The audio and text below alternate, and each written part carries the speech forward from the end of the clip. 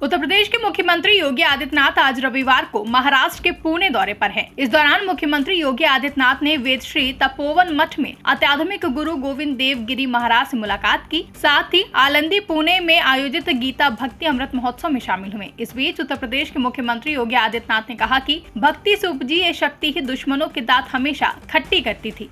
आप भी सुनिए। जाना जाएगा ये म्यूजियम और छत्रपति शिवाजी महाराज की स्मृतियों को वहां पर सजोने का कार्य पूरी भव्यता के साथ आज हम लोग उसको आगे बढ़ाने का काम कर रहे हैं।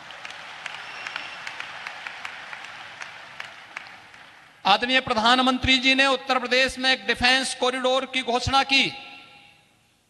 यह डिफेंस कॉरिडोर भी छत्रपति शिवाजी महाराज को ही समर्पित है।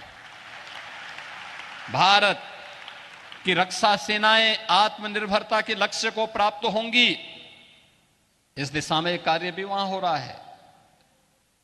तो यहां पे तो शक्तियां भी जुड़ रही हैं और पूज्य संतों के माध्यम से भी भक्ति भी आपस में एक दूसरे का सानिध्य प्राप्त कर रही हैं। और इसी का परिणाम है, जब ये शक्ति मिलेगी, भक्ति और शक्ति का अद्भुत संगम होगा, तब 500 वर्षों की गुलामी की दास्ता से मुक्त होकर के अयोध्या में राम मंदिर का भव्य अद्भुत क्षण भी, वह अलौकिक क्षण भी हम सबको देखने को प्राप्त होता है। हमारे पूज्य संतजन मंच पर भी बैठे हैं, सामने भी बैठे हैं। इनके सानिध्य में प्रधानमंत्री मोदी जी के कर कमलों से, उनके परम पुरुषार्थ से 22 जनवरी 2024 की जो तिथि हम सबको अयोध्या धाम में देखने को मिली थी, अद्भुत है।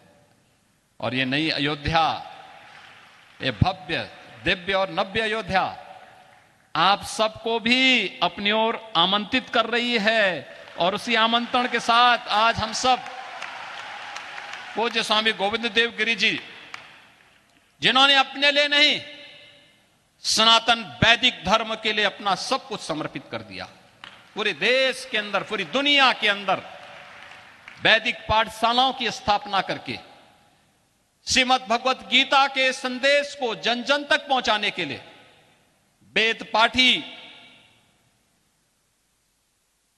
एक लंबी परंपरा को देश को दे करके यह देश वेदों का मार्गदर्शन प्राप्त करेगा। जो कार्य मध्यकाल में समर्थ गुरु रामदास जी ने छत्रपति शिवाजी महाराज का मार्गदर्शन करके किया था, वह काम आज गोविंद देव गिरी जी के सानिध्य में इस महाराष्ट्र के अंदर, देश के अंदर, दुनिया के अंदर हर सनातन धर्मावलंबी के मन में इस भाव को पैदा करने के लिए उनके सानिध्य में निरंतर चल रहा है। और इस अवसर पर मैं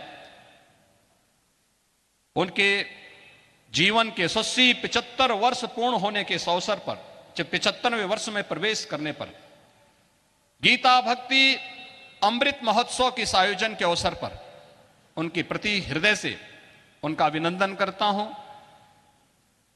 ज्ञानेश्वर जी महाराज से यही प्रार्थना करता हूं कि एक लंबे समय तक पूज्य स्वामी जी का आशीर्वाद, उनका मार्गदर्शन हम सभी सनातन धर्मावलंबियों को प्राप्त होता रहे और उनके नेतृत्व में सनातन धर्म की ध्वज पताका इसी प्रकार से दिग्दिगंत तक लहराती रहे।